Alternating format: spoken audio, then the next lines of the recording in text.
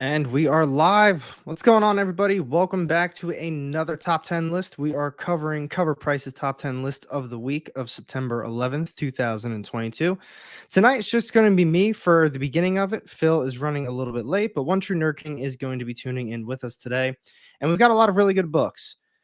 So it looks like we've got a few people already in the house.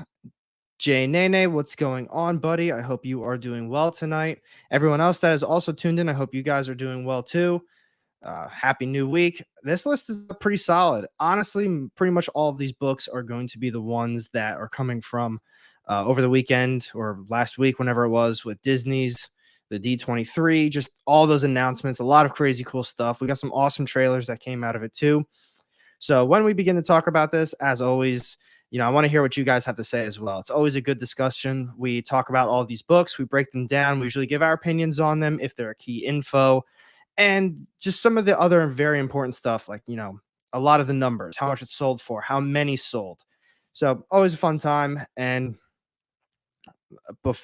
Evil's Comics, what's going on?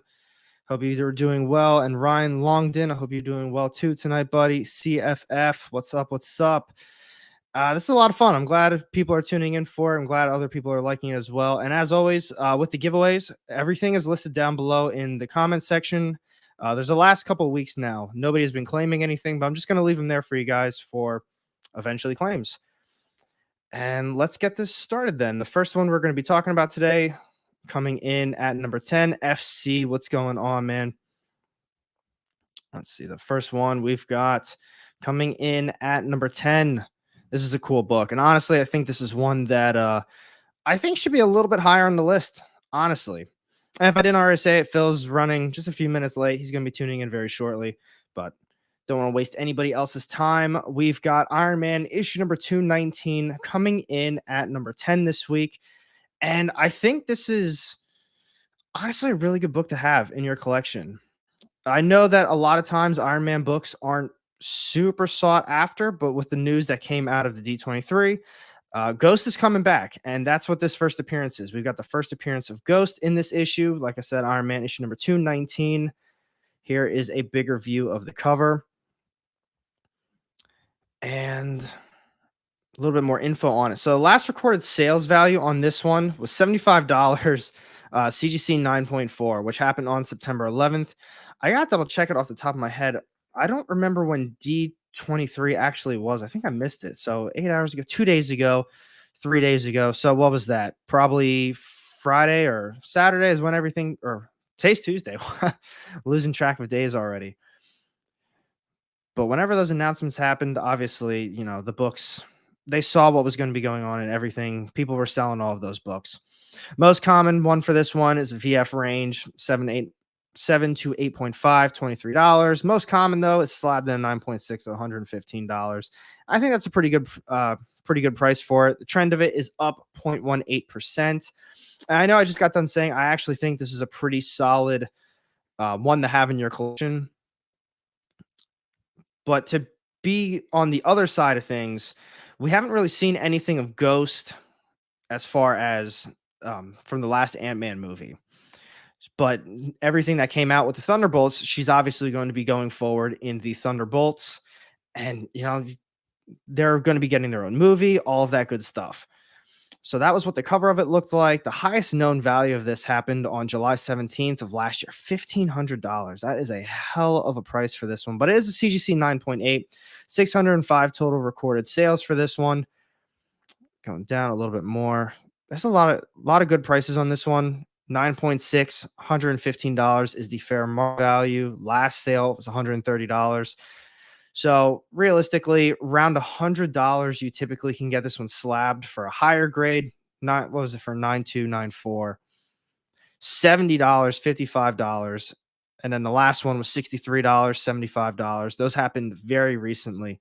So if this was a book you were interested in investing in, because like I said, I think this is a better one to invest in now. If I was you, I wouldn't be selling it. Obviously, a lot of ones did sell as of late. And that's mainly because, like I said, all of the announcement news that happened at D23. But going forward, going to be a Thunderbolts movie. She's going to be part of the team. And this is something I think I would hold on to for a little bit because I believe it's what they are wrapping up phase 5 with a Thunderbolts movie. So they're probably going to be doing some small things here and there to just, not just Ghost in particular, but getting obviously just the Thunderbolts more people. We're going to be seeing a Thunderbolts a little bit more here and there. They're probably going to slowly bring everybody back together, kind of like what they did at the end of Captain America, the or Falcon Winter Soldier series, that one, where they kind of did that with I can't even think of his name off the top of my head at the very end of the show. So that's everything for coming in at number 10. Like I said, we've got Iron Man issue number 219. And this one in particular that they were talking about was a newsstand. In my opinion, I do think this is a good buy. It still seems to be quite low as far as the prices. We just went through everything. As far as selling goes, I wouldn't sell this one just yet.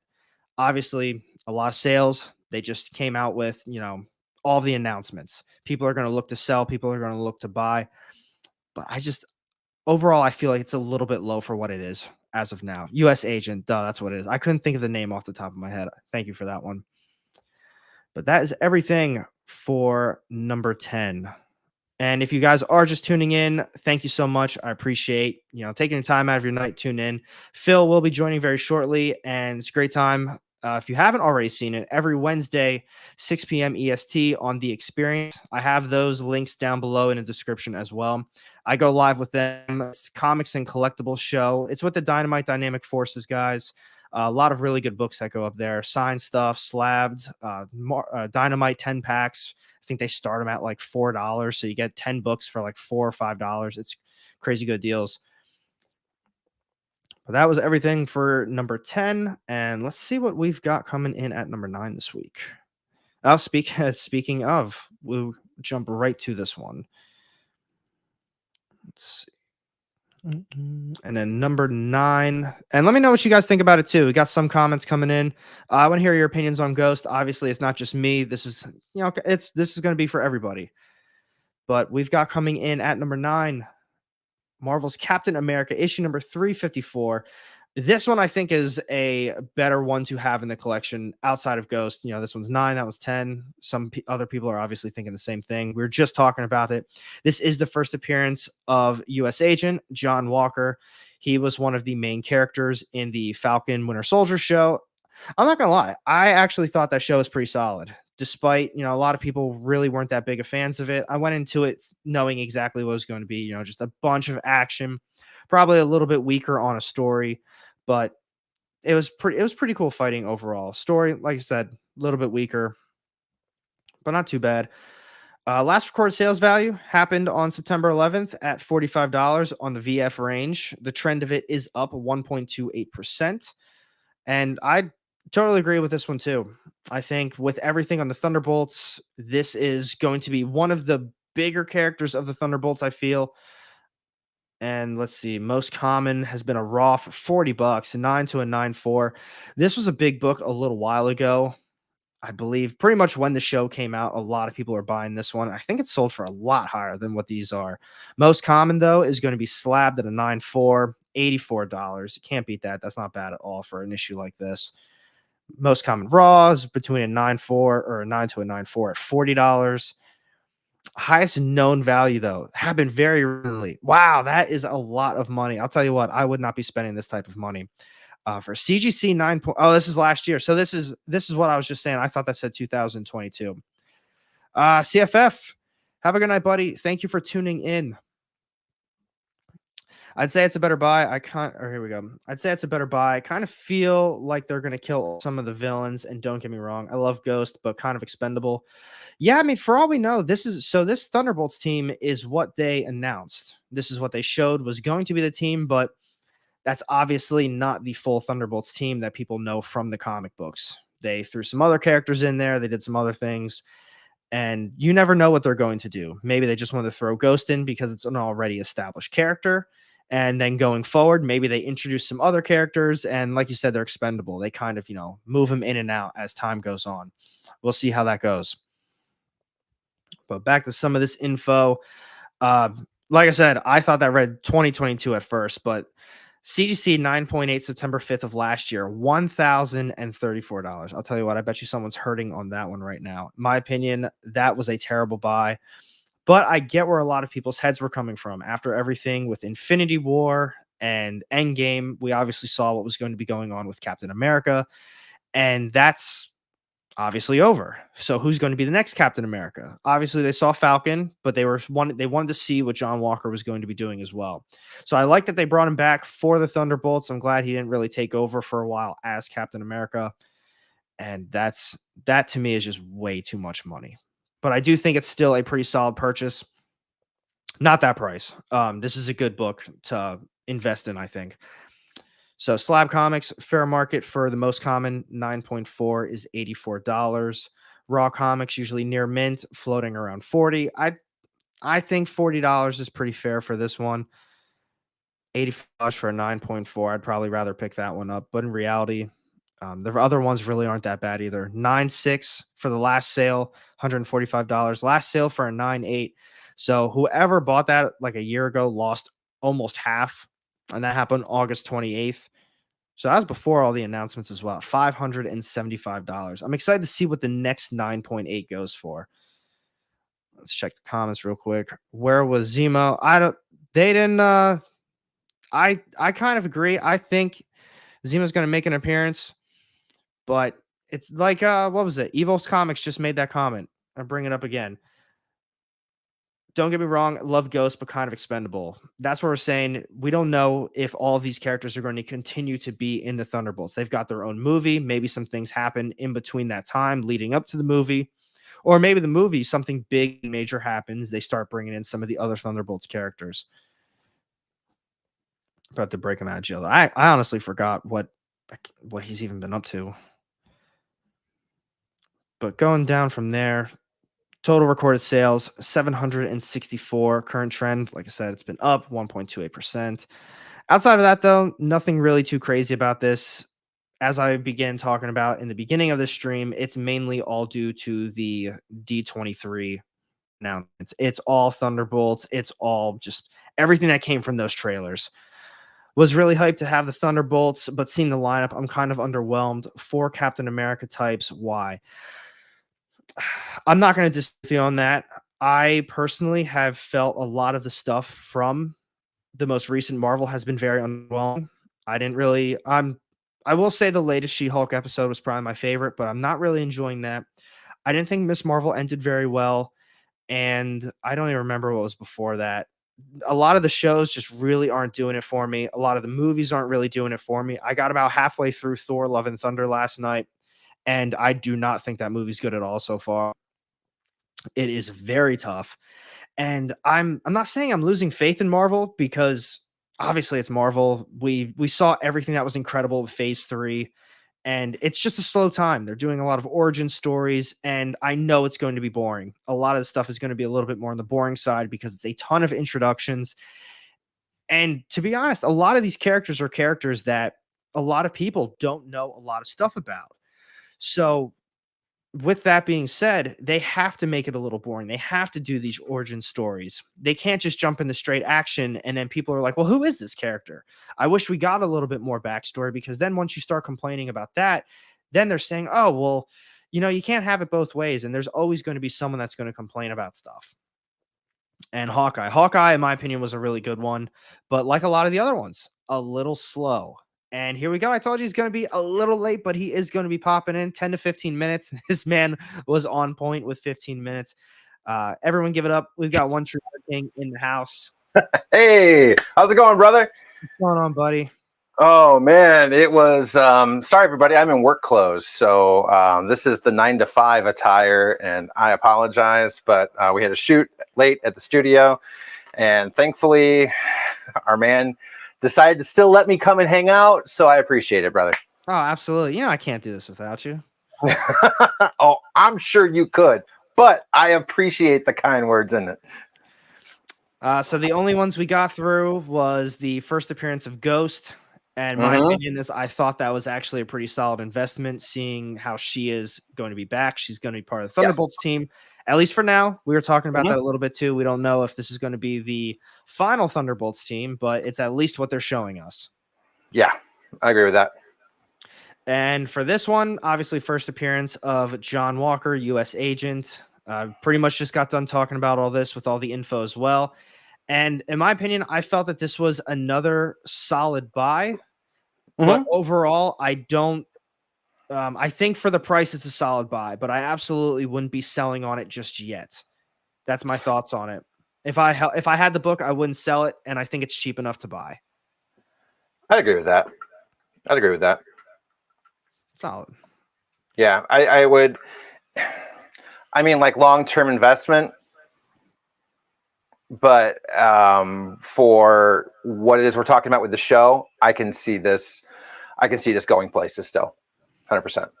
Yeah, I mean, for all we know, maybe he sticks around a lot longer than just Thunderbolts. He had pretty much the main character in the TV show right off the bat, and people liked him. I mean, well, people didn't like him, but that means he obviously killed it in that character as U.S. agent. He was very unlikable. Yes, he was very unlikable, especially for being the son of Kurt Russell. Especially. I think we lost you on some audio, buddy.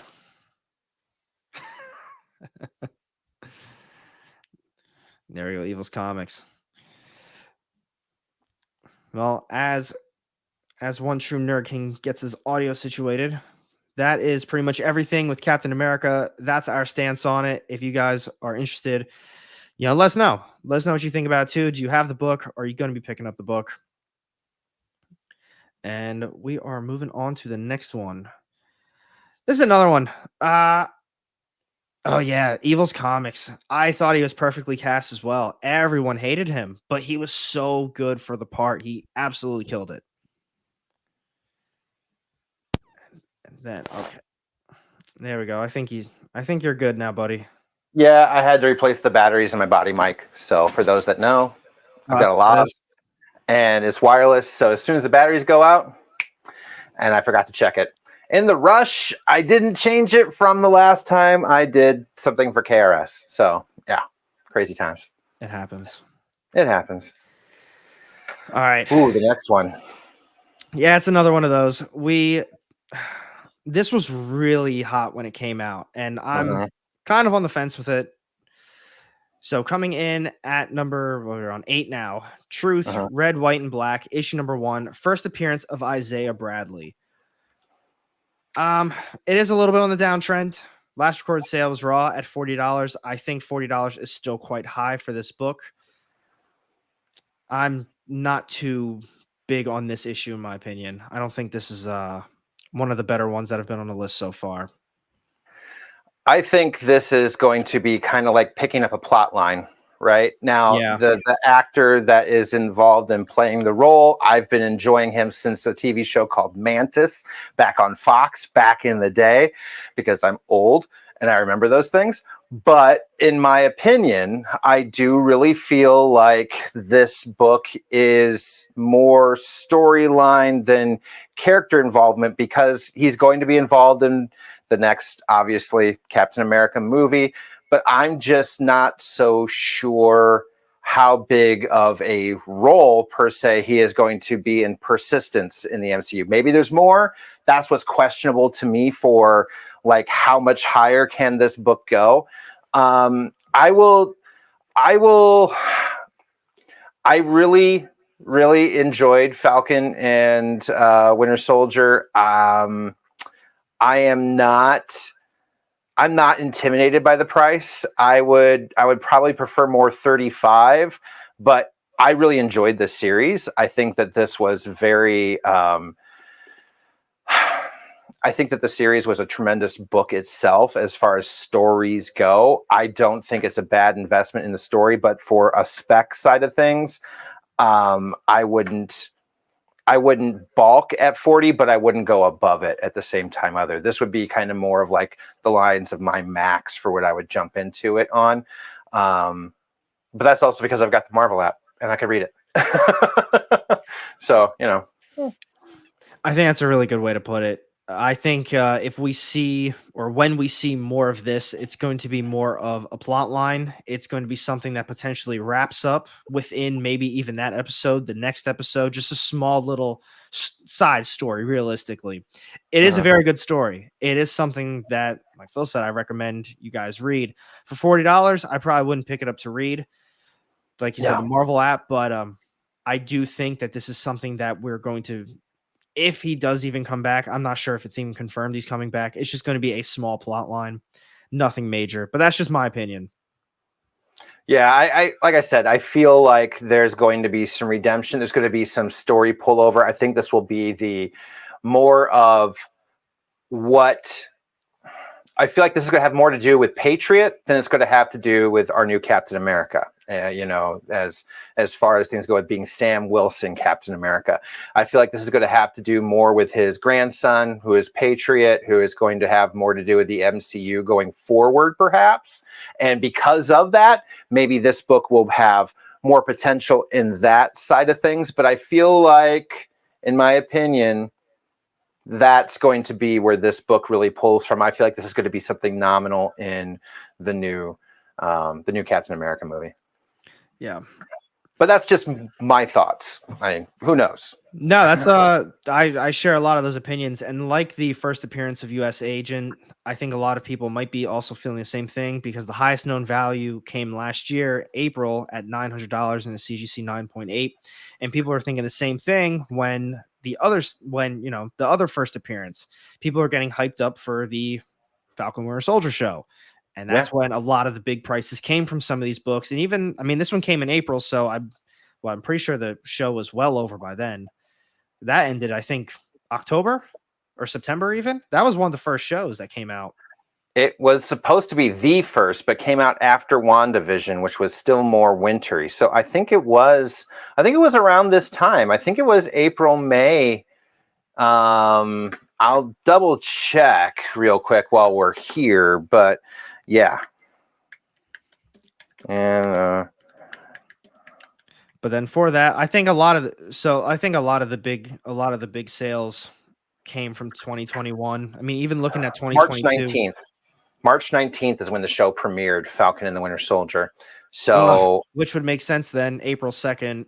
That's probably right around when we started to see Isaiah Bradley, like, oh my God, that's Isaiah Bradley. We didn't know he was going to be in it, right? Yeah, that is the time. That is actually a tremendous dip from a 9.8. Last sale was just a couple days ago at $175. Yeah, that's rough. But I think that's going to still go up, in my opinion, though, too, just because of just where we're at in the movie coming and the way people are reactionary in that aspect. I feel like that's going to have still some wiggle room, but I don't think it's going to be a lot more. No, because last one was $40. Most common slab 9.8, $203. I think that's realistically where it might stay. I think if we get a little bit of Isaiah Bradley in one of the episodes or whatever's coming up, that's the movie, it's going to jump a little bit, but I don't know. I don't see much more realistically. Yeah, this is the kind of the regurgitation of what were side characters in the Disney Plus shows from almost the beginning of that, entire run, in my opinion. So for me, this is going to follow some of the tracks from before, but without the highs. Mm-hmm. This is just going to be a bit more of the realistics, like they've been here. They're coming back. We'll see how they do. But yeah, this is just the only person that's not really on spec from who came from that show, Falcon and the Winter Soldier, is Omega Red, and we all know how that went. So, yeah. and Mephisto and every one of them. Well, Mephisto's still here. I don't know what you're talking about. He's still going to happen. That's really the bad guy for all of this. Yeah. So, with that being said, I'm not into that one. I don't think it's a good buy at that price. And if I was you, I'd maybe hold on to it. Maybe it goes up a little bit, but I don't foresee it going up too much more than that. Personally. Yeah, I'm a raw guy. At the end of the day, that's where I live. I would not be getting anything in slabs because I wouldn't be as particularly concerned about that. But for purposes of Raws, it's around a level that I would max out at right now. But I probably wouldn't be buying in the future just because I know it's going to nothing but just go a little bit more up at the same time or steady. Totally agree. So for the next one, now this one has been off and on this list for probably the last few weeks. Hell, I think the last couple months it's been off and on. But we've got coming in at number 7, The Incredible Hulk, issue number 449, the first appearance of the Thunderbolts. Arguably, probably the biggest news out of all of the D23 stuff. Everyone was really hyped about that. Some people were, I mean, we've been talking about in the chat a little bit. They've been talking about the lineup of the Thunderbolts isn't what they really wanted, but it's the fact that we now have officially the Thunderbolts lineup. Maybe I think it was Evil's Comics. He said some of the characters are expendable, and you never know who they might change out. But the Thunderbolts are here. We've got a lineup, and I think this is an awesome book to have. To me, I'm not going to lie, Thunderbolts so far feels like Black Widow 2. Think so? Based on lineup, I mean, yeah. You know, just at the lineup, we've got Taskmaster, we've got what's his name, Red Star. What is the Red Guardian?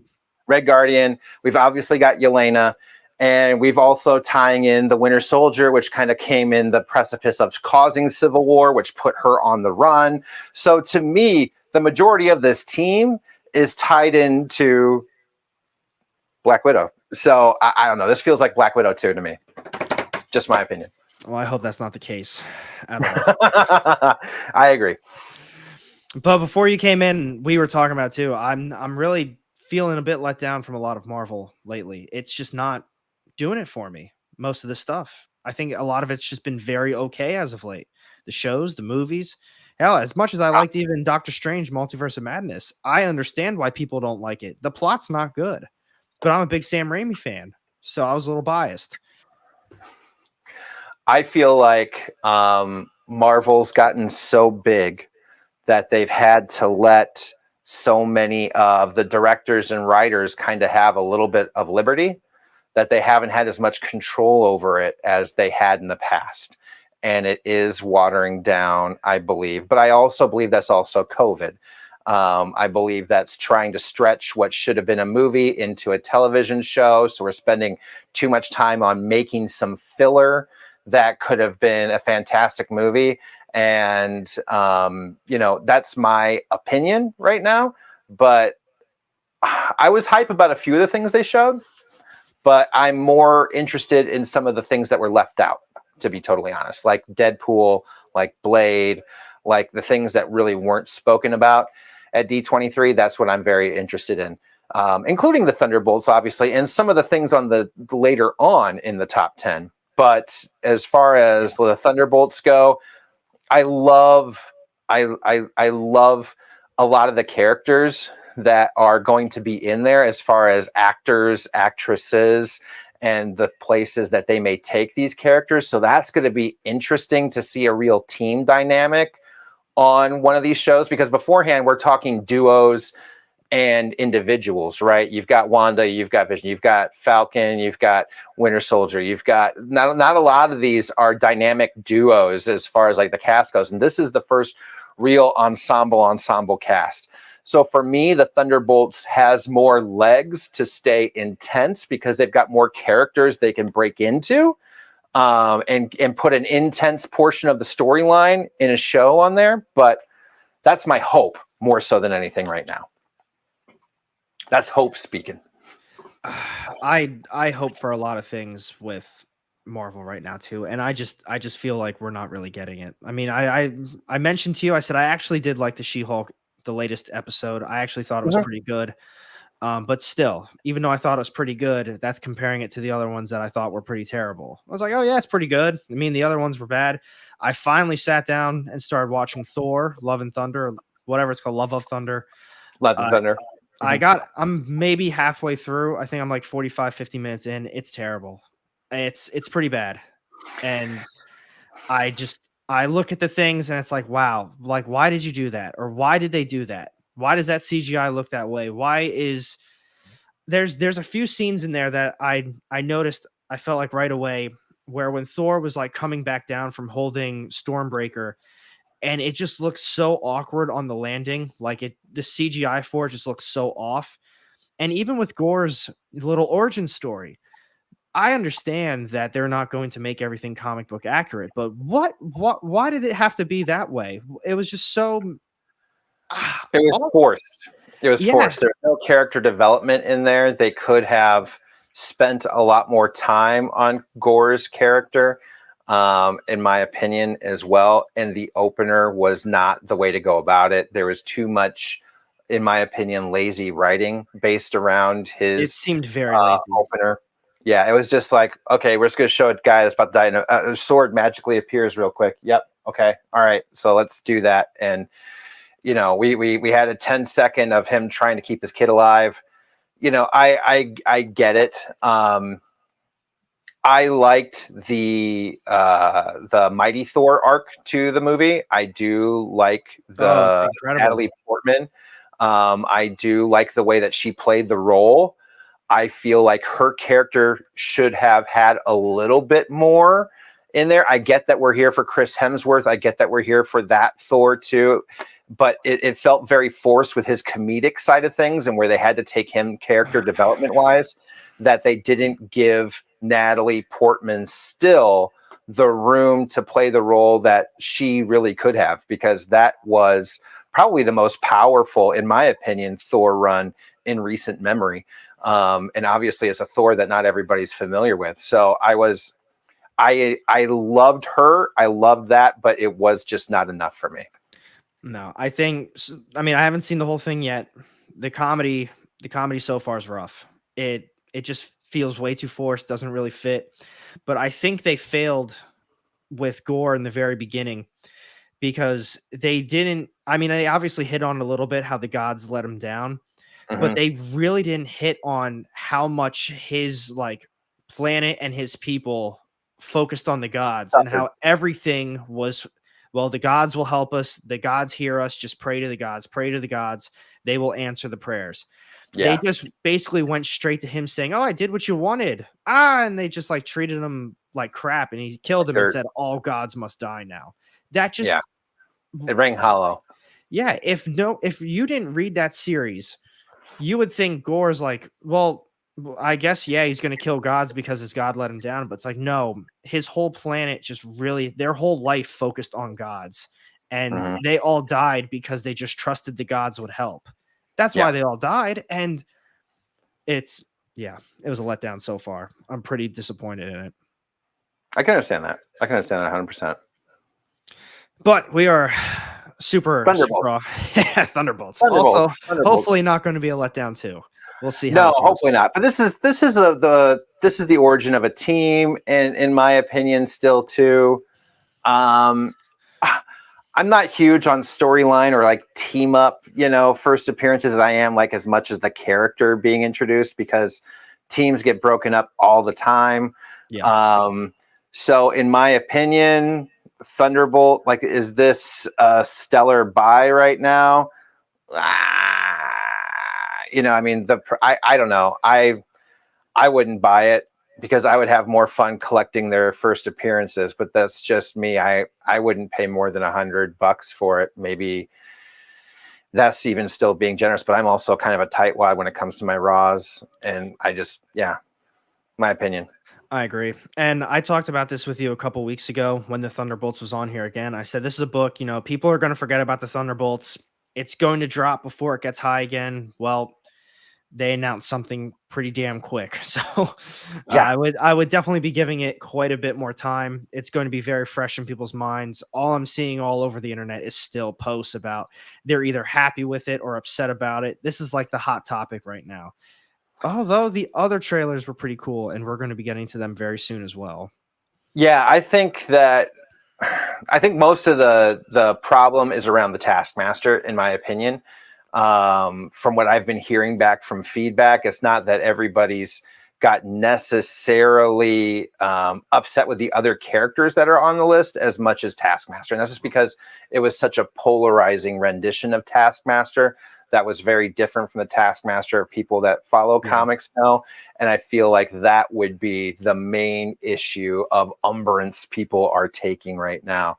But otherwise, everybody else that's in there and in the roles, I like actress wise, and I can see being that anti-hero getting involved in this side of things. I'm okay with the rest of the cast. And honestly, I was never a big Taskmaster fan anyway, so I didn't really give up, because it was kind of hard to explain without mutants and things of that nature, like how all of a sudden this dude could just look at something and do it without being basically a computer chip. So I get the philosophy of it. It makes a little bit more sense to me in the current MCU, the way that they portrayed the character. So for me, I really don't give a rip.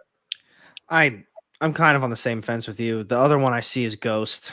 I mean, it is what it is. We'll see what happens with it, but she was at least more engaging in Ant-Man and the Wasp than she wasn't, from what I remember, she wasn't even like a villain. I don't know. I felt there was no real need to bring her back, I guess.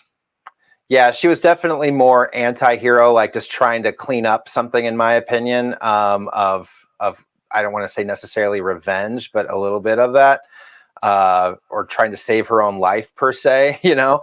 That's why I was kind of, but at the same time too, I mean, Bucky's in there too, and I felt like Bucky's been redeemed more than a few times. So I mean, and Yelena's in there. So I mean, is this really the way that I always thought of the Thunderbolts, where these are guys that are essentially, you know, the Suicide Squad of Marvel? I don't see that. They're definitely the sarcastic side, but outside of U.S. Agent, I feel like the rest of them have been kind of redeemed.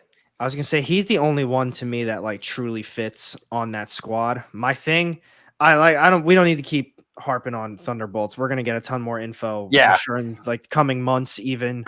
Absolutely. My thing though is I guess the same thing. I don't understand why Captain or Winter Soldier got thrown in there, especially with everything that just happened with John Walker, you know, in that series. For them to just casually team up then. Is this a babysitting job? Is he the Rick Flag of this entire outfit, where he's just kind of in to be like listen, I'm kind of like a side Avenger technically, so I'm here to try and officially sanction you kind of situation? Is that what this is about? But that to me it just feels like it's too much Suicide Squad, and I just, you know, I feel like we already got one of those. That's better. I can agree with that. And then on that note, that is way too much talking on the Thunderbolts. We've basically covered every single thing about it in all of our opinions. Yeah, we've got a lot of those. Well, I mean, it makes sense. It's one of Marvel's, they're capping off what, phase 4, phase 5 with it? Finishing 4, starting 5, or something like that. I don't know. I don't even count it anymore. I just go with it. Yeah, so there's too many numbers to try and keep up with. It's a worthy conversation, because I mean, they're starting the new phase with Ant-Man Quantumania. And that's going to be a big movie, and that's one a lot of people are looking forward to. That's going to set the tone for the phase. And the same thing could be said then, you know, with Thunderbolts. Is it going to set the tone? Is it going to ruin it? Is it going to put a bad taste in people's mouths? So that's good questions. Good questions. And Evil says the same thing. Yep. Next. All right, the next one. I'm gonna be quite honest with you guys. I feel like I'm not 100% as to why this one made the list at number 6, but we've got Marvel Presents issue number 1, first appearance of Ulysses Bloodstone. To my knowledge, did we get any info on this character making an appearance or anything? We just know that the new Bloodstone, Elsa's daughter, the new one that they just announced in comics, the David Nakayama cover, that's the Bloodstone that's going to be in the new Werewolf by Night special. I am not positive as to how we got to Ulysses Bloodstone. Is it like Lydia Bloodstone? I can't remember I'm going to look it up now. But give me a second. That's all good. I was going to say, I don't have a lot on this one. I didn't, even just looking at the quick little, Wikipedia, fictional character appearing, blah, blah, blah. It's a monster hunter. wealthy mercenary, and that was the only thing that I could put the two and two together. And obviously, yeah, the daughter is in Werewolf by Night, and that's what I thought too. So at that rate, why is this first appearance the one that's making the list that people are caring about? Yeah, maybe makes an They were appearance as Bloodstone. well, but still, I'm not really seeing this one. But for the other part, I guess we don't really know everything that's going to be going on with the show. And that leads us to the trailer, which I thought was awesome. I'm really hyped for that. Yes. I enjoyed that trailer. It felt fun. It felt different. This is what I in my opinion, where we could do better with things like What If, things that nature, where you take the movie in different directions, whether it be different animation styles, whether it be different kinds of film styles, not just director, but I mean, like, this is straight cult classic, black and white, Universal monsters feel. Like the first thing that happened when I was showing this preview to people, it's like, oh, this feels like a Universal monster. Like, do they have Frankenstein in the MCU? Like, to people that are outside of Marvel, to when they first looked at this, it was like, is this like the classic werewolf man? Are they doing something with Universal right now? It felt like that. And to me, it gave me goosebumps. I totally dug it. And more things that we will see further on in this top 10. I was excited. That's how I felt too. And this is why I've talked about as much as I haven't been a huge fan of everything in Phase 4 so far, I'm very happy that they're taking chances, they're taking risks, they're trying new things. They're throwing, She-Hulk is deemed a sitcom comedy. I like some aspects from it. I don't like a lot of the other ones. They made Falcon Winter Soldier, straight action. Loki was more of a story. I don't want to call it a drama, but it was a really good build-up story. WandaVision was kind of on the same lines as that. And some of the other shows, they got a nice mix of everything, but they're attempting all of these different things. And maybe they take the things that worked for some and not the other ones, and they throw it all together. Maybe that's what we get from Werewolf by Night. Maybe they have a big serious tone, but you saw at the same time they had a couple little comedy one-liners in there as well. I forget what that one person in the crypt said, but it was just, I think that's going to be I'm rotting for you. Yeah, I'm rotting for you. Yeah. It's going to be a lot of fun. And I think that's the biggest takeaway that we're going to get from pretty much everything in Phase 4. Yes, COVID probably screwed up some of it, the production of it, but they're taking all of these risks and are trying all these new things. And maybe the shows and the movies don't land, but going forward, they're going to take all the positives from it and really make something special. But to be honest, I thought I heard at first this was going to be animated, and then all of a sudden it comes in as a black and white. And that's when I was just like, oh, snap. We're actually live actioning this. And what I really like about this is it is one shot. It is not come back every single week for Halloween, and hopefully every single episode will be intense and carry that momentum to the next week. Like, it's really impossible to do for people, since we've all been spoiled with binging and Netflix and all the things where a whole series drops. To go back to this weekly installment crap is very hard for us to keep that intensity, keep that interest, and not fall into these traps of hating something, loving something, and it changing every single episode. If you had seen a movie and you'd seen that entire arc in a movie, that opinion could be different because of the way it landed, it stuck the ending, or it didn't. Like Game of Thrones, right? All of a sudden it was super intense, but the ending stuck so poorly that it changed my entire opinion of the entire series by the time I was done with it. But that's where it's kind of like, it's hard with, in my opinion, on some of these Marvel shows. And I am pumped to see a one shot occur. This is one episode. We can sit in for an entire hour, hour and a half, 2 hours, whatever it's going to be, like a movie, and just have fun with it. And that's what I'm interested in. And I think that's probably the biggest takeaway from this. And that's probably why Marvel Presents Bloodstone 1 is on there. We've got the daughter.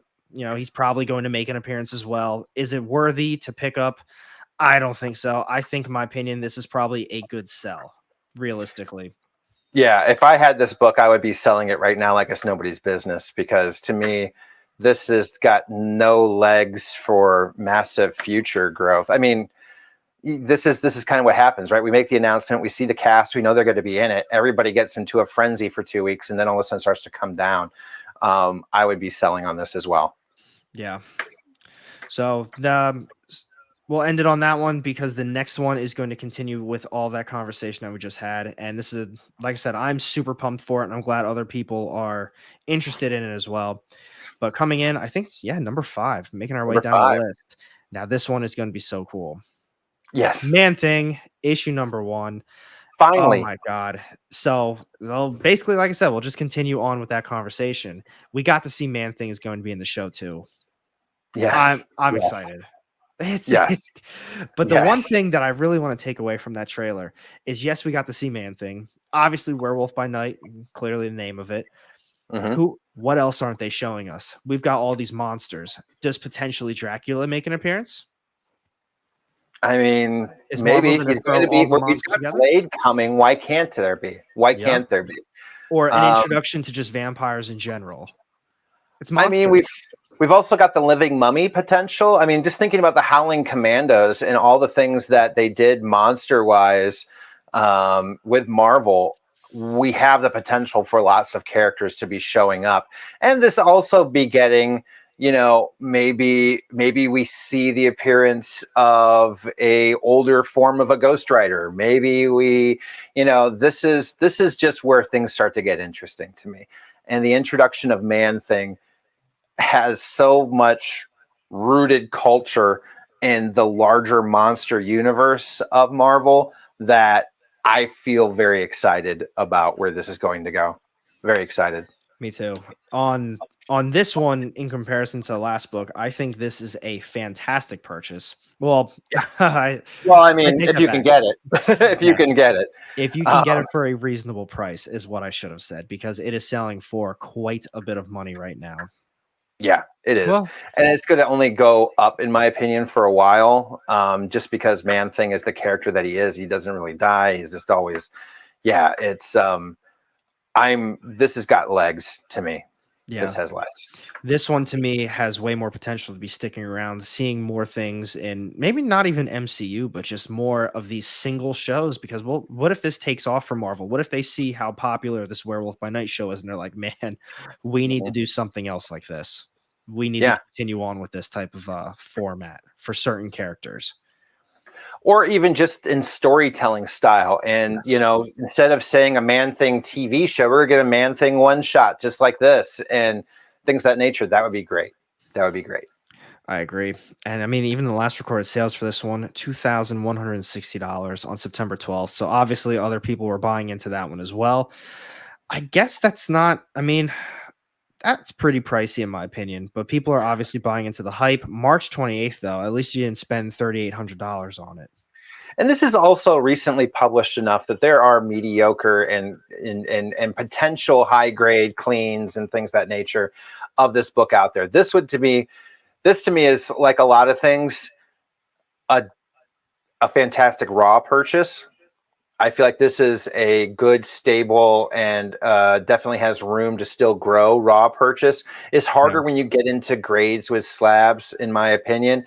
But if I came across this in a bin, if I came across the opportunity of just seeing this on the wall and it was still priced depending on the grade look, but if this was in the $7 to $8 range, I'd pay $100 to $150 for this book and not really flinch, in my opinion. Yeah, I think, the raw sales, fine. So like a 5 to a 6.5 selling for roughly $87. Like you're saying, I think $100 is probably what I would spend. And for $100, you're getting a reasonable copy of it. Yeah, and one that's hopefully got the legs to maybe even bump a bit if like a press and a clean. This isn't like something that's from the dark ages where you're going to have just only tattered, horrible copies out there in circulation. This is, when was this published? 1974. Yeah. So it's not that bad. No, all things considered, I don't think so either. So my opinion, definitely a good one to have in your collection. I would not be selling it right now, and I'd probably be buying it if I could get it for a reasonable price. And to be honest, outside of slabs, I think they are selling for very reasonable. Yeah, I agree with that. Solid. This next one, though, I'm gonna need you for this one, bud. You right now. I'm so fucking hype about this one. Are you? Yes, I am. I'm a Star Wars dork. So I know. And here we go, folks. I'm a Star Wars dork, and I love my Mandalorians. And the announcement of Sabine being cast in the new Ahsoka show, I am pumped because we know that this is going to involve the search for Ezra. We know Sabine's in it. We know we've got the reason why she's looking for Ezra. Also, this is a continuation of Star Wars Rebels, for those that don't know. And they're going to be looking for him and blue face, red eyes. I can't remember his name. Big Grand Admiral Thrawn. So they're looking for Thrawn. They're looking for Ezra. And at the end of Rebels, Sabine and Ahsoka take off together to go find him. So this means a lot of the characters from Rebels, the first appearance here in this issue, you've got Kanan, Ezra, Sabine, Zeb. And if I remember correctly, Sabine is more of a cameo in this. Forgive me if I'm wrong. No, she's full appearance. Sorry, never mind. But this is where that team begins to really gel and come together, first appearance wise. And all of those characters are going to start to turn up in Ahsoka. And this is a book that has multiple characters of high importance in Star Wars going forward. So I feel very, very good about this book. I'm going to be very bullish on this book, in my opinion. Well, you dropped some knowledge on me because, I mean, you already know I don't know much about Star Wars. Totally fine, my friend. All I know is that this series is very popular and it's also a very good read. So to see that they took that and then put it into the show mixed with other characters that obviously, people are very fond of, that's really cool to see. And it's good too because some of the things that have really carried Star Wars hasn't been their live action. It's been their animation under, the tutelage of all of a sudden I can't remember his name, but at any rate, between the Clone Wars, that cartoon, as far as things go, is what really made the prequels worth shit, in my opinion. It was the only thing that made the prequels worth anything was the Clone Wars, the animated show. And I really feel like Rebels helped fill a lot of those gaps between the Clone Wars and the starting of the rebellion. And I think we're going to see a lot of that coming up in Andor, which looked, I don't know if anybody saw the previews to Andor, but looked dope. I mean, just looking at the crew that brought that together from Rogue Squadron, from Rogue Squadron, that movie itself, which is one of the best Star Wars movies, period. And it's Rogue One, excuse me. That was one of the best Star Wars stories, period. Coupled with the fact that this was actually being put together by the team that put together the Bourne Legacy movies and the Bourne Identity, all those movies, that kind of espionage thriller, I have a lot of high hopes. And Star Wars has so many of these characters of the early start of the rebellion in Kanan. And there's, in my mind, multiple opportunities for us to see somebody like a Hera come out of this, and a number of different characters with Andor as well. Well, you are quite hyped. Yeah. And, Star Wars kind of killed it more than Marvel, to me, in my opinion, of the announcements and the things it showed. I did see the Andor trailer, and it looked really good. I don't know a single thing about that character or anything, but it did look very good. If you saw the movie Rogue One, which I would recommend, because to me that is one of the best Star Wars movies, period, is really just leading up to those moments before the first Star Wars movie. If you ever saw the original A New Hope, that kind of thing, which most of us have. Rogue One, great movie. I would recommend it. And that would be really the only thing you needed to see to understand Andor, because what I enjoy about this is taking one character that we knew nothing about from one movie and expanding an entire universe and subset of how he came to be there and all these other characters began to develop. that to me is something that is going into an unknown area of Star Wars that can use so much more explanation and new things can be brought from, kind of like the Mandalorian, right? All of a sudden, nobody knew anything about this Mandalorian character. And all of a sudden they started being like, oh shoot, people kind of like the fact that we're doing new things. Let's bring in some third tier characters that people had kind of heard of, but not really, and let them take off from this. I feel like that has the potential with some of those earlier characters like Saw Gerrera and things of that nature with Andor. Yeah. Sorry. I Star Wars nerded out. I will dial it back for the rest of the D23 announcements of cover price. No, that was awesome. You made me want to not only watch all of those movies, but get caught up in reading some other stuff as well. That was that's real At good. least that one. For a non like Star Wars fan, you got me. You got a non-Star Wars fan really interested. I'll take it as a win. Now, what I will say is based on the things that I do know, obviously the highest known value for this one, coming last year at $950. It is on the downward trend, but take this for what it is. I have heard of this book. I know it's very popular, especially after Nerd King just talked about it as well. This is one that a lot of people were buying into last year, and I think even the year before that, people were buying into this one. So everybody thought it was going to show up in The Mandalorian. Everybody thought she was, and this was we saw some Mandalorians in previews, and everybody's like, "Oh, that's going to be Sabine. Oh, that's going to be Sabine. Oh, that's going to be Sabine." And to me, it was the frenzy of the show out of control that drove up that price.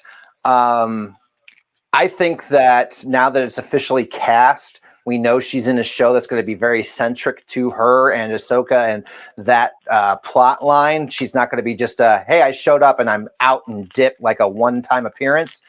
I feel like this will begin to rebound, but to that high price, it was just strictly on the fever pitch of a time when we were super crazy on any announcement of any character and things were getting super out of control with COVID money.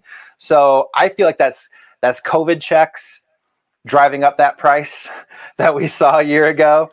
And I don't know if it'll get to that level again, but I feel like it's still going to be stable with all the other characters coming in here.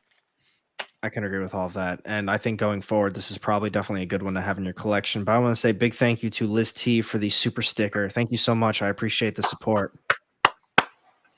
And Ultimate Powers got some words too. People probably bought in last year due to the Bad Batch's retcon of Kanan's backstory.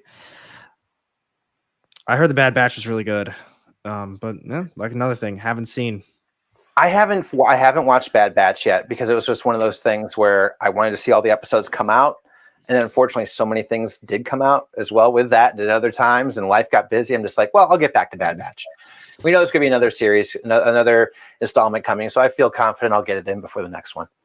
I think that comment you made before, though, with COVID and COVID money, I think that was that's one of the best ways when you see like some of those books, even earlier when we were talking about first U.S. agent, first Isaiah Bradley.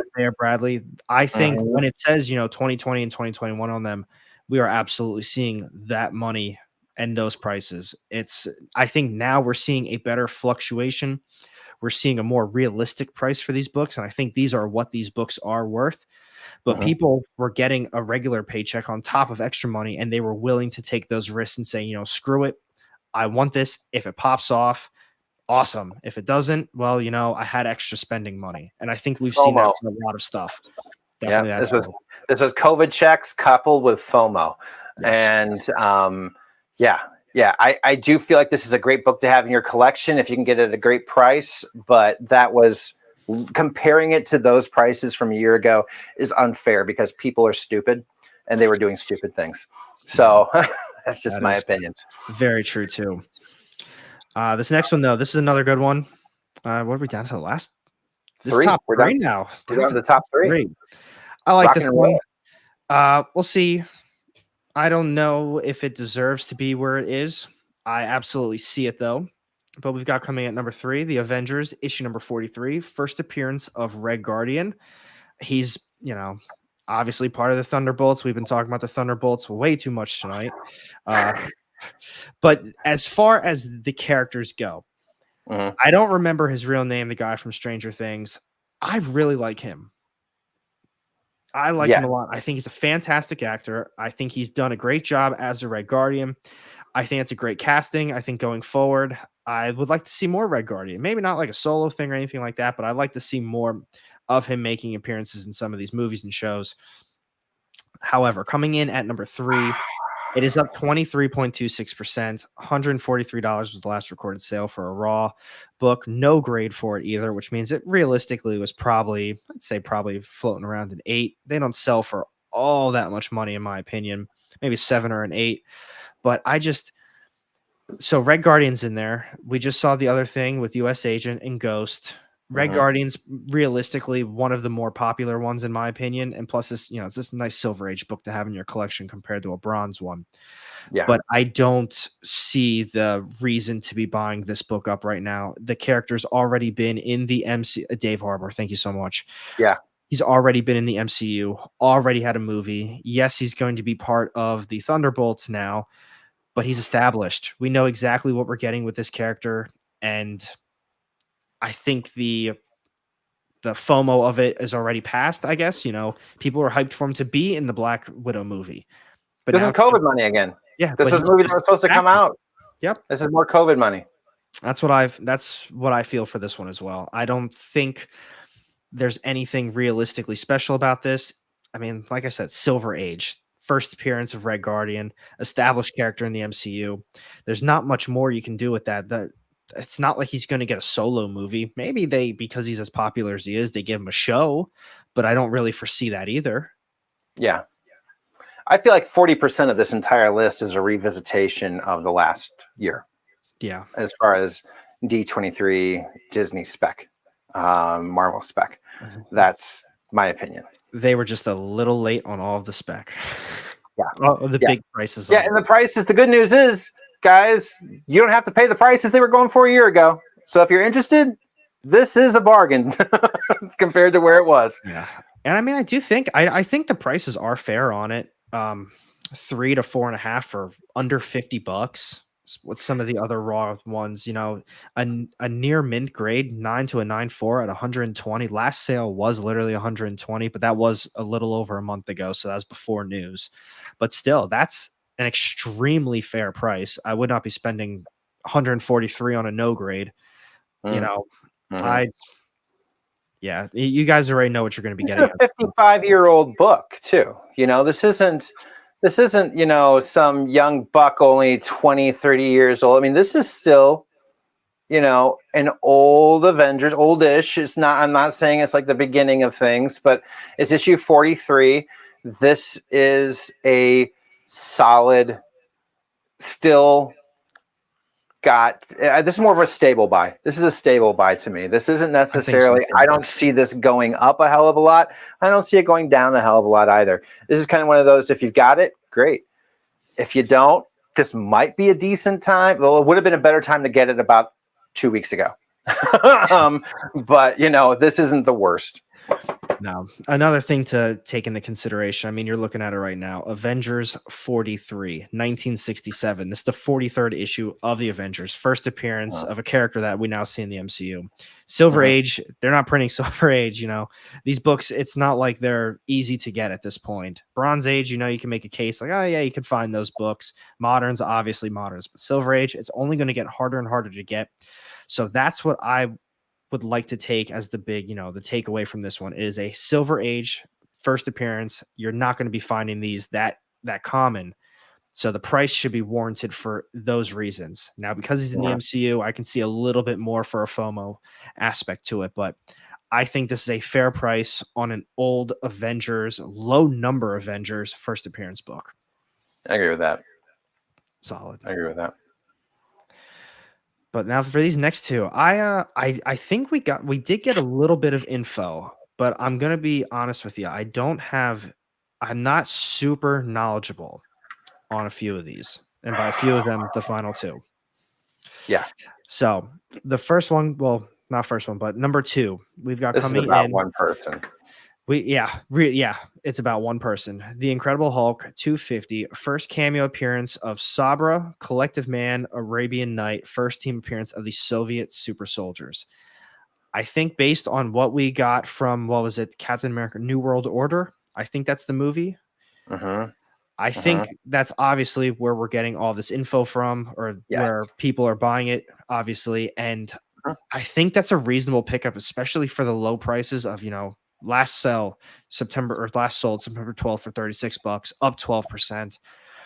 I like that spec. I do. I mean, for a cameo, okay. That obviously for That's that the only one. thing I would point out. That to me is the only thing I would point out. This is a cameo. I am a little hesitant because this is a radioactive character too, just with what we know is going to be review bombing. We know that's going to be 100% happening. This is essentially a Mossad agent and superhero kind of situation. We've got a lot of Palestinian issues. Obviously, a lot of people have problems with this character. Obviously, people have problems with every single character nowadays. So, I mean, there's only so much room that we can give air breath in these situations. However, at the end of the day, it is an Incredible Hulk 250 from 1980. I mean, it's not the worst, but it's only 40 some years old. I wouldn't go a lot higher than this, to me, in my opinion. If this book does well, it's going to be, in my opinion, a big surprise, because this isn't a character, an actor, actress that we see as like taking over the industry or up and coming huge coup of a casting scenario. So I don't see either this person necessarily getting their own show, getting all of these spin-offs, things of that nature. I see this as a one and done character. And I'm going to say that it's not a bad buy right now, but it is sure is a sell in the next 6 months, worst case, in my opinion, because I don't know. I just don't see this as a character development and the current world community attitudes towards certain characters as somebody that Disney's going to give a lot of extra time and air and breadth to, considering the pushback just in the announcement. Now, I agree with everything that you said, but on the flip side of it, I wouldn't look at this as, well, it's the first cameo appearance of Sabra, and that's why people are getting it. I think people are looking at this one more as the first team appearance of the Soviet super soldiers.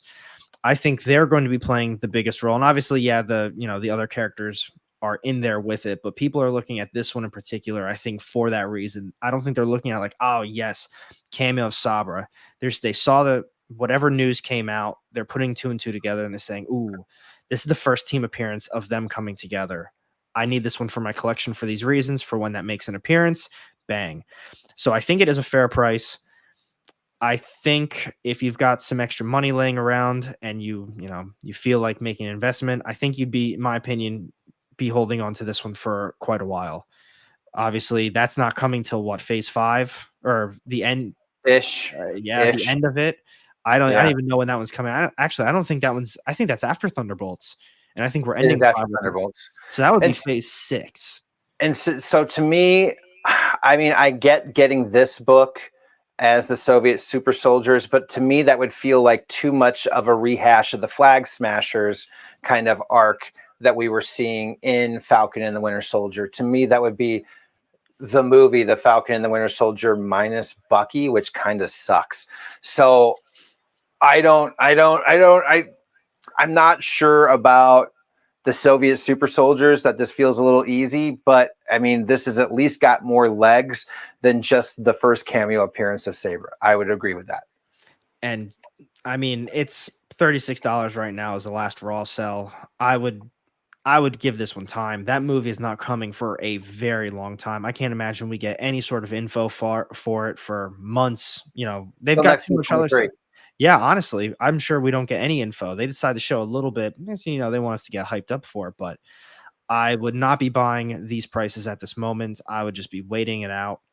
And this is like showing Marshala Ali and Blade, right? When they did, getting everybody super hyped about Blade again. And all of a sudden, just like, and what's happened in the last 2 years? Nothing.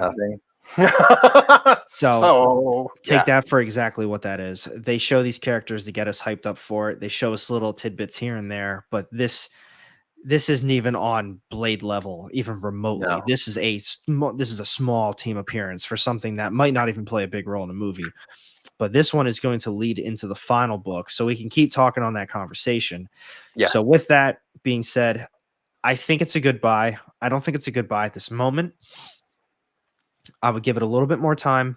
Let everyone forget that this book exists again. Pick up a couple copies. You might even be able to grab a couple copies for this type of a price and just sit on it. Forget it even exists. And then when they mention it again, that's your time to shine. Yeah, this is a set it and forget it kind of purchase, in my opinion. You get it at a decent price. Absolutely. And I don't know if I'd pay 36 for it, but if I could get it for 30, 25 to 30, I would feel confident in the purchase and the pickup of it in that case. But that begets not two, but number one. So on number one, then we have, this is realistically the bigger book of the two to have, in my opinion. Incredible Hulk 256, the actual first real appearance of Sabra. And we just got done talking about it. It's exploded in the trend. It's up 33%. Raw grade still reasonable, 70. But I mean, I can't imagine it was even floating around those prices a couple weeks back. Well, actually, about a year ago, 8.5 raw, around $40. So, but then recently at a 9, 161 was the last sale. Oh wait, those are slabs, and I'm wrong. Low grades, $5, $8, 13, getting higher, 50, $70 as of late, but it's, I don't know. This to me is still too high. I wouldn't buy this book. It's still too high. I agree with that one. And we covered everything we were talking about with, Sabra and the Soviet, oh my God, I can't even think of what I just said before, but Soviet super soldiers. That's the reason these books, I don't agree that they should be number one and number two. I could realistically see Thunderbolts hitting number one, especially with how much it's being talked about, but that one's already very established. It's been on the list for weeks now. But I mean, that's the thing, though, too, about the numbers with cover price, which is based strictly on sales, right? They're only taking sales data. It's not conjecture where I feel like the better buy would be Thunderbolts versus. That's what people are buying. This is just because you could find it for $5 a week ago. Everybody's like, shit, get me 10. This is where that spec, that flip side of things, everybody just went in and found every single copy humanly possible they could find. And this is where sometimes bad long-term investments show up as number one, number two, because everybody's all of a sudden getting them at super low prices and they can buy a bunch in bulk, show a bunch of those sales. And that flips with cover price versus other places where there is kind of like, I feel like this should be number. I like this more in this place. This is where cover price is just saying, like, this is the numbers. Like, this is what it's sold for. This is how many sold. It's up XYZ percentage, things of that nature. That's something to keep in mind. A lot of people forget about with cover price. This is up 325% in the last 7 days. That means in the last 7 days, it was 325% less than what it is right now. So this is the reason why it's number one, because everybody could get it super low and then throw it back up the next day for much higher. Yep. And that's why I like using cover price for those reasons. And if it does help for anybody, I'm looking on eBay right now for you guys. September 1st, you were able to get 256 and a whole bunch of other Hulk issues. It sold for $16. 254, 256, a few other ones sold for 26. A lot of these bigger Hulk issues, as of late, the 250, 256 didn't start actually selling until we started getting some more news and some announcements. September 10th, a newsstand of it sold for $5. Right after that, same day, sold for $4. Newsstand as well. same day, $7 newsstand. A 9 CGC newsstand sold for $69, and then $8, $12, $11, $8. These books are not selling until around the 10th, 11th, and all of a sudden you're looking at $30, $20, $40, and then all of a sudden recently, I mean, even recently, up it's the same page. That's when they started really hitting. You have 2 pages worth of sales in the last day. Yeah. $40, $77, $32, $51, and $23. So the prices are a little all over the place, but just looking at it from numbers perspective, less than a month ago, you were able, literally just about 2 or 3 weeks ago, you could get it for $5 and $4. People are going to forget what this is. This is an absolute sell now type of book. Wait it out. Yeah, and it's for a side character in a movie that's 2 years away. That's got a lot of heat surrounding it too. That might just kind of change the minds of how much they involve that character, because this has still got time to be. It still probably has time. It's still probably not even finished being written yet, in all honesty. So, I mean, who knows? Who knows? I mean, remember, Scarlet Witch was brought in with reshoots for Doctor Strange because the show did so well, just seemed to make more sense. That wasn't the direction that entire thing was going to go. So, who knows about this character right now? Maybe something happens and they pull more scenes instead of add more scenes. It's one of those things. I would not be spending a lot of money on this book at all. No, this to me is a sell. Absolutely. I 100% wait a couple months, hell, wait a year, and people forget about it. It's going to be back down to $5, $10. Yeah. But that is all 10 books on the Cover Price's top 10 list of books this week. Overall, you know what the list is. It's all those announcements.